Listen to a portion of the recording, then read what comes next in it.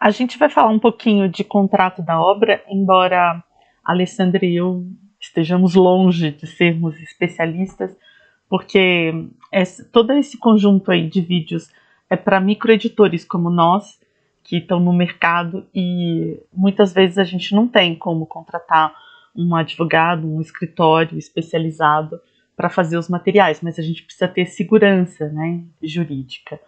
E o PNLD, nisso, ele é bem completo, porque o edital traz muita coisa que nos ajuda a fazer o contrato da obra, e este edital especificamente, ele está bem completo. Nunca foi tão completo quanto está aqui, eu imagino que seja porque há muitas dificuldades na hora de fazer a habilitação das obras. Eu imagino que tenham aparecido muitos problemas ao longo do tempo, e os funcionários do FNDE vão atuando para minimizar esses problemas e para tornar mais célere a etapa da habilitação, né? Então, no edital, a gente tem, deixa eu virar a tela aqui, a gente tem no anexo 3, então antes ficava meio esparramado pelos editais, agora está bem concentrado no anexo 3, o item 2 é inteirinho sobre contrato da obra, né? E aí ele diz o que precisa ter, o que é fundamental. Então, o primeiro são os dados pessoais do autor, pessoa física, né?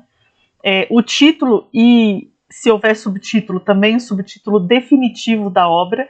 Então, se acontecer de você fechar um contrato com um nome ainda temporário, e quando o nome definitivo for decidido, você precisa fazer um aditivo com o título, o subtítulo da obra. Ou, às vezes, quando é entre assim, um contrato descomplicado, entre autores com quem você tem um trânsito bom, você pode simplesmente refazer o contrato, né?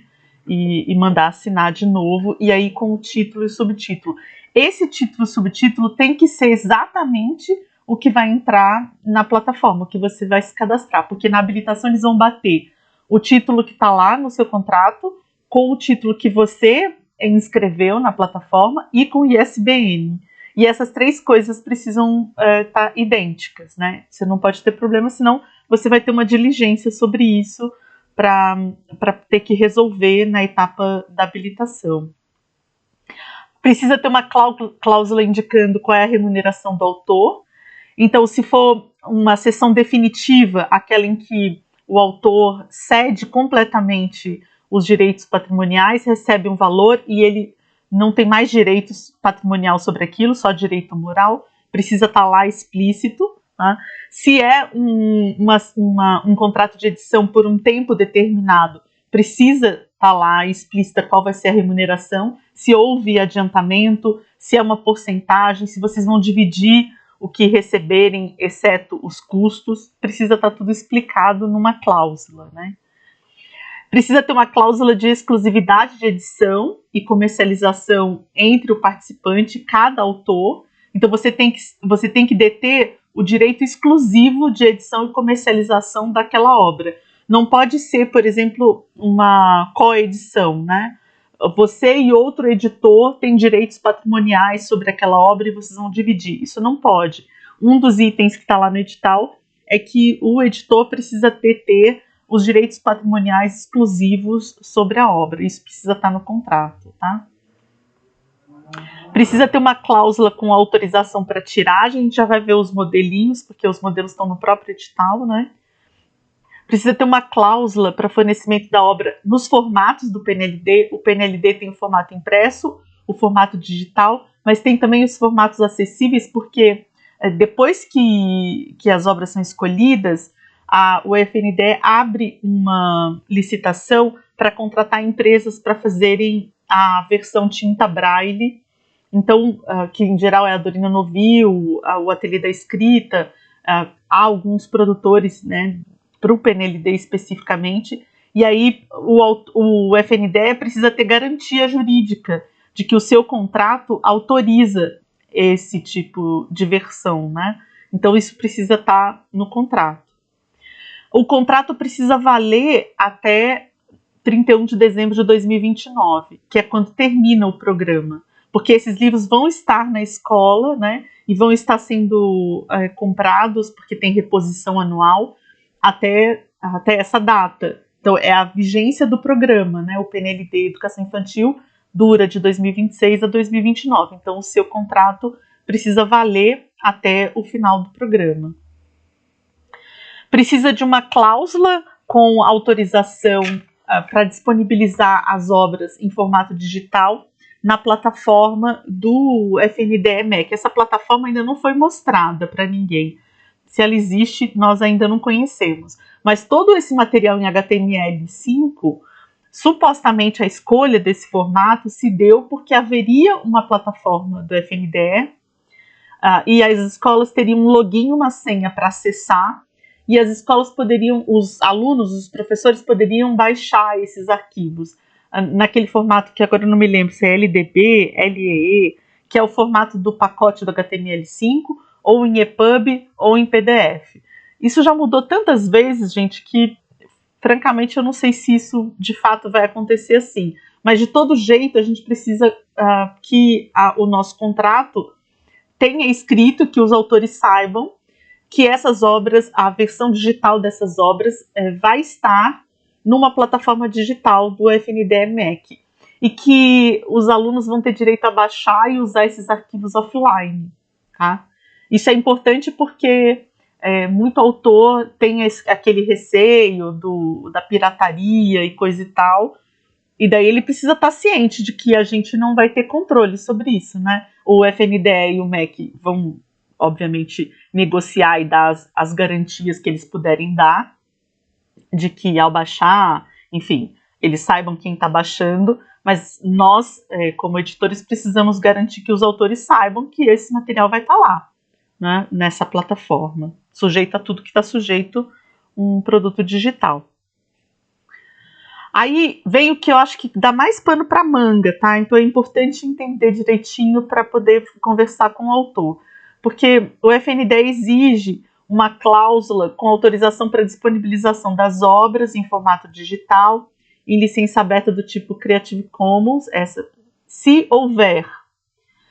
Então, não vai tacando isso lá no seu contrato, até porque isso vai, seguramente isso vai dar pano para manga com o seu autor. Pelo seguinte, essa é uma cláusula que está aqui genérica, em todo edital do PNLD tem essa cláusula, tá? Só que você precisa observar se o edital está pedindo alguma parte dele em Creative Commons. Eu já revirei esse edital, é claro que eu vou ler mais vezes, porque você precisa ler muitas vezes, né, para efetivamente pegar tudo. Eu não achei nada, nenhuma parte dos objetos que eles querem que entregue, nem o audiolivro, nem o livro em HTML, e claro, muito menos o livro impresso, que nem vai circular como PDF dessa vez, nada vai estar em licença aberta do tipo Creative Commons.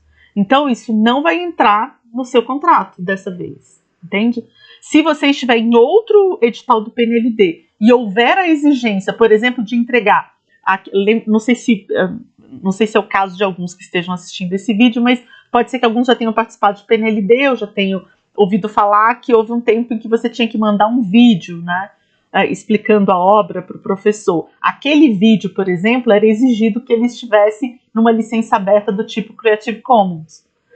Então, naquele caso, o seu contrato precisaria ter essa cláusula, tá? Nesse caso, neste edital, até agora, não sei se vai haver alguma retificação, mas do que eu li, não tem. E é importante você ler também e confirmar. Não tendo nenhuma exigência de nenhuma parte, nenhuma entrega de nenhum produto em licença aberta, você não vai incluir isso no seu contrato, tá? E aí você vai evitar dor de cabeça, né, que é o autor querendo saber o que vai estar em licença aberta, se a obra dele vai estar em licença aberta, essas coisas todas. Aí tem que ter uma cláusula com o autor do impresso para integrar materiais de outra autoria, se houver. De novo, se houver, né? Então, vamos pensar aqui. Nós temos o audiolivro. O audiolivro vai compreender um roteiro e vai compreender uma produção, né?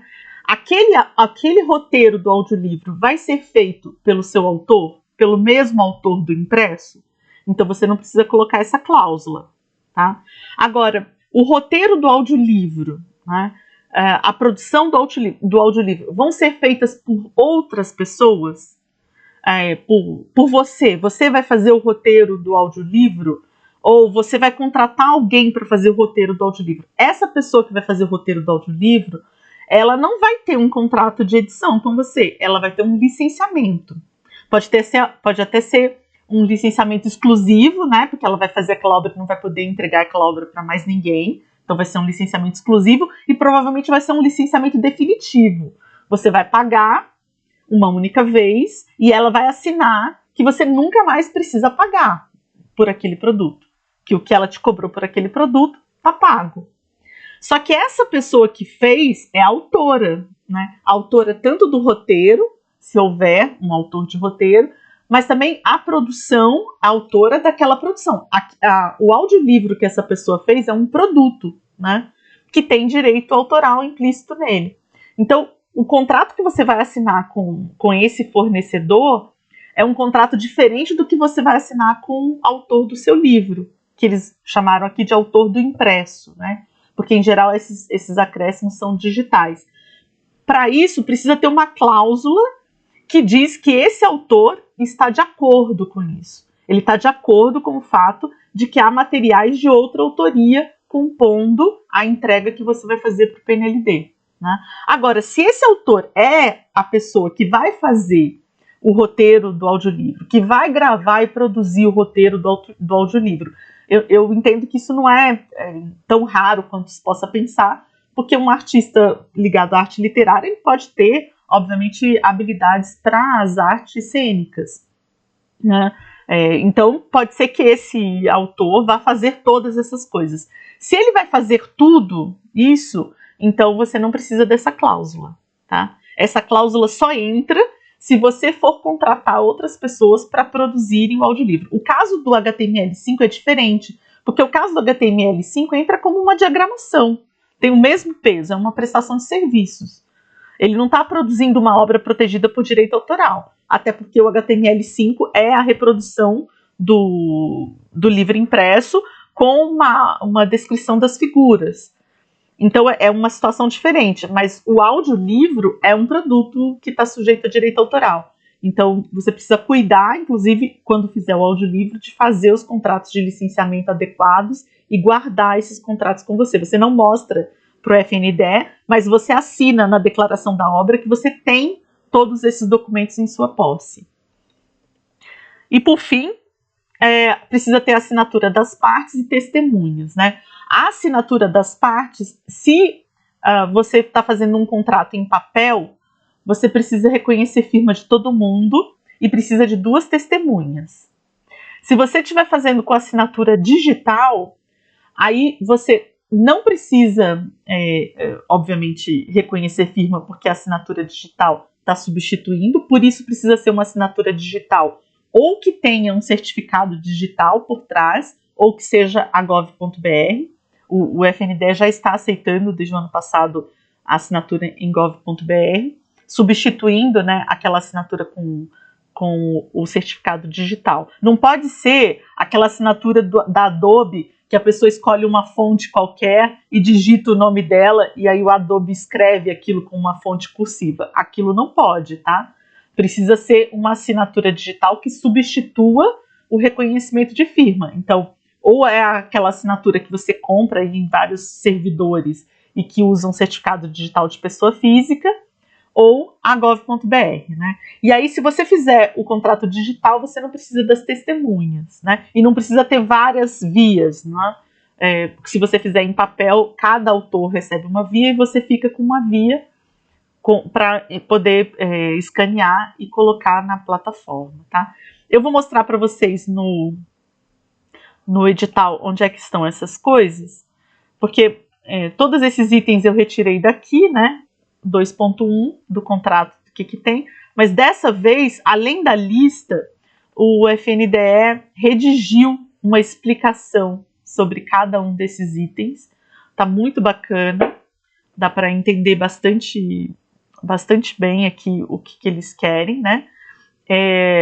Aqui tem, eu acho que em algum lugar tem sobre obra coletiva. Aqui, ó. para obra coletiva. Obra coletiva é mais comum em didáticos, funciona assim. A editora desenha uma obra, divide em pedaços e entrega cada pedaço para um autor. Esse autor, ele é basicamente alguém que só faz essa encomenda. Então ele escreve lá o que está pedido, né, dentro de uma forma, entrega, recebe um dinheiro e assina uma sessão definitiva. E a editora faz o que quiser com esse material, inclusive desrespeitando o direito moral, porque some com o nome da pessoa, muda o que a pessoa escreveu, depois bota o nome dela, enfim. É um troço bem confuso. E aí, para obras coletivas, eles têm algumas regras aqui. Em geral, em literário não existe isso, né? Mas se existir, precisa observar aqui. Então, em caso de autor falecido, eu acho que até tem alguma coisa sobre contratos do estrangeiro. Os contratos têm que estar em língua portuguesa, né?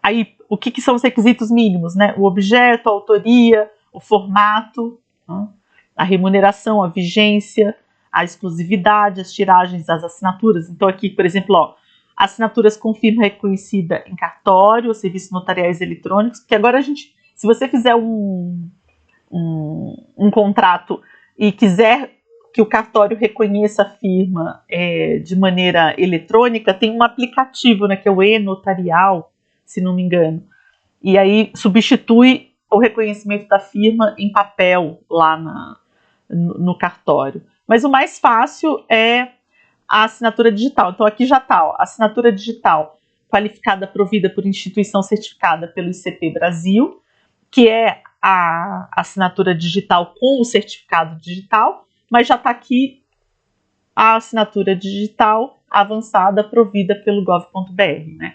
Eu entendo que esse avançado é o nível prata ou nível ouro, mas francamente não fui verificar, né? Aí, importante, né? Não serão admitidos documentos com assinaturas híbridas. Então, se uma pessoa de todas que tem que assinar não tem gov.br, não tem certificado digital e não tem o serviço notarial eletrônico lá no e-notarial, que é o aplicativo, vai ter que assinar em papel, todo mundo vai ter que assinar em papel, tá? Aqui, se você assinou eletronicamente, você não precisa de testemunhas, né?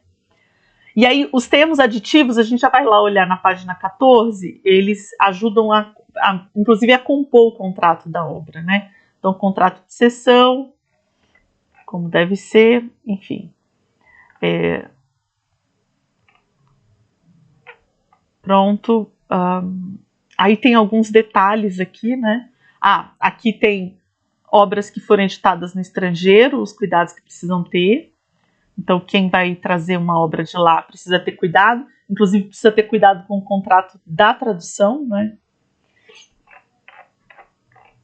E aí, na página 14, vamos até lá, eles dão uma sugestão de termo aditivo ao contrato firmado entre editor e autor. Termo aditivo é quando o contrato já foi assinado e você precisa acrescentar, modificar, eliminar alguma cláusula, né? Se você está começando do zero, no meu caso, por exemplo, na minha editora, eu vou fechar um contrato com as autoras do zero. Então, o que eu vou cuidar? Eu vou cuidar para que o meu contrato já tenha essas cláusulas todas, tá? Isso é a situação melhor, porque daí você não precisa ficar acrescentando termos aditivos lá na plataforma. Até porque para subir na plataforma, precisa subir tudo num PDF só. E aí, quando você tem assinatura digital, quando você junta PDF, somem as assinaturas do gov.br. Então, você precisa imprimir e escanear, é um serviço bem burro, né?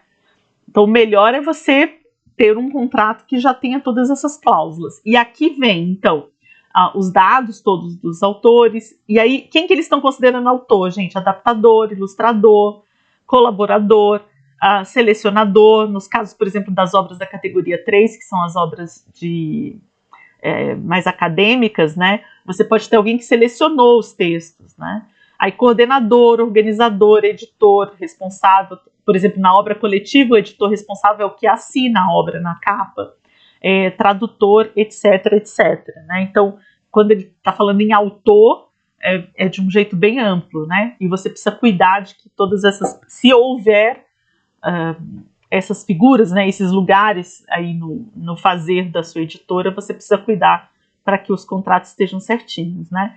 E aí aqui tem as cláusulas todas que foram faladas, né? Então, caráter de exclusividade, para você colocar, é importante você, aqui não está obrigatoriamente, mas é muito importante você negociar com o autor em que língua vale o seu contrato e em que territórios vale o seu contrato, tá? Porque, se não me engano, se não estiver escrito no contrato, só vale em território nacional. E, por exemplo, imagina que você fechou o contrato com uma determinada língua portuguesa apenas. Se essa obra se houver interesse de outros editores de outros países em editar em outras línguas, esse autor pode ir lá e negociar separadamente e sem passar pela sua editora, porque a sua edição está só em língua portuguesa, né? Então precisa ficar atento a quais são os interesses dos autores e os seus interesses como editor, né? Depois, essa cláusula super importante, que é obrigatória, né? Que o autor autoriza a produzir e vender nos formatos impressos digitais acessíveis e disponibilizar nas plataformas do MEC e do FNDE. Produzir e vender a obra nas características e tiragens necessárias ao atendimento do PNLD, tá? O prazo de vigência do contrato, então qual que é quanto tempo vai durar o contrato, né, a partir da assinatura, quanto que vai receber o autor, né, se é um valor fixo, se tem adiantamento, enfim, precisa estar expresso aqui. Depois vem aquela cláusula que neste PNLD não faz sentido, né? Que a auditora fica autorizada a integrar a obra materiais digitais, inclusive de outra autoria, para disponibilização na licença aberta, tá? A editora fica autorizada a disponibilizar a obra em licença aberta, né? Então, a obra inteira em licença aberta. Isso daqui só entraria, né, se houvesse alguma exigência. Agora, aqui você precisa usar perdão, aqui eu estou sem conseguir marcar. Você precisa usar essa primeira parte, ó. Então, a editora fica autorizada a integrar a obra, materiais digitais com conteúdo complementar, e aí você coloca como o audiolivro para compor a coleção, para compor a obra. Porque de outra autoria, porque daí você está deixando ciente que o autor está autorizando que você faça o audiolivro com outra autoria. Então, quando o audiolivro estiver pronto, o autor não vai poder dizer não, eu não concordo, porque ele já assinou aqui no contrato, né? E sem o audiolivro não tem inscrição no PNLD. Então, você precisa garantir que isso esteja acordado já previamente com o seu autor, né? E aí, obviamente, isso aqui só entra se isso for um aditivo, um termo aditivo, né? Se você já estiver incorporando essas cláusulas no seu contrato, elas entram lá entre as cláusulas que estão prontas no seu contrato. Se alguém quiser um modelo de contrato, no outro curso que a gente tem também aqui no YouTube, que é mais completo sobre como produzir materiais educativos para o PNLD, lá eu deixei lá um modelo de contrato. Enfim, para ser modificado, é um modelo assim, como se fosse um 1.0, né? Que você modifica de acordo com os combinados que você fizer com os seus autores, claro, né? Aí, por fim, vem os cuidados, né? A melhor situação é que autores e ilustradores assinem o mesmo contrato, tá? Isso facilita muito na hora dos trâmites burocráticos, porque se eles assinarem contratos distintos, você vai ter que, e, por exemplo, eles forem digitais, você vai ter que imprimir, escanear e juntar tudo num mesmo PDF. Em qualquer etapa que você vá participar, tanto subir a inscrição, cada habilitação, cada vez que você vai vender, vem a etapa de habilitação de novo, você vai ter sempre que mandar esses contratos todos juntos, né? Imagina que você assina um monte de contratos separados, do autor, do ilustrador, do tradutor, e você vai ter que ter isso muito junto, muito cuidado aí. Porque se você, por exemplo, num pedido de habilitação, enviar menos contratos do que do que deve, você vai sofrer uma diligência. 2 diligências, se você não conseguir atender, você está fora. Então, ficar cuidando de um monte de contrato separado, fragmentado, é bem mais custoso do que deixar todos os autores assinarem o mesmo contrato, né? Uma outra coisa, os ilustradores precisam assinar o contrato na abrangência, tá, do programa, então até o final de 2029. Digo isso porque por vezes há problemas, né? Se vencer o contrato com o ilustrador não quiser assinar nenhum aditivo prorrogando, você dançou, porque não é possível trocar a ilustração, tá? Não é possível você solicitar ao FNDE no meio do programa, depois da obra aprovada, para você trocar uma ilustração ou uma foto ou o que quer que seja. Aí, segundo cuidado, né? Que eu acho que até que eu já disse, se uma pessoa não tiver assinatura digital, todo mundo tem que assinar em papel, tá? E por fim, é um cuidado que é uma finesse aí, é um detalhe, mas isso já quase me tirou de uma inscrição de PNLD, porque eu esqueci de pedir para os autores assinar a declaração de originalidade. No final aqui do anexo 3, tem 3 declarações que a gente tem que fazer. A declaração da obra e a declaração do editor. A declaração da obra e do editor são assinadas por nós mesmos, então eu costumo deixar para o final, porque sou eu mesma que vou assinar, mesmo quando era em papel, eu corria lá no cartório, reconhecia a firma e pronto. Só que a declaração de originalidade, ela precisa ser assinada também pelos autores. Nos últimos 2 PNLDs, essa declaração estava no sistema. Então, simplesmente a gente escolhia lá a opção, essa obra é original ou essa obra é uma adaptação de outra obra que já foi inscrita. Mas para esse edital, eles retornaram com a declaração feita à parte, tá? Então, como o sistema do PNLD digital desse edital não está aberto ainda, só vai abrir em outubro, eu estou entendendo que a gente vai ter que subir essa declaração lá. Então, quando você fizer todo o trâmite de contrato, já digite, né, já gere a declaração de originalidade, o modelo está na página 13, aqui do anexo 3, e manda junto para o autor assinar, para não acontecer o que aconteceu comigo, né, que eu quase que perco a data, porque rapidamente eu tive que enviar essas declarações para os autores assinarem. É isso, gente.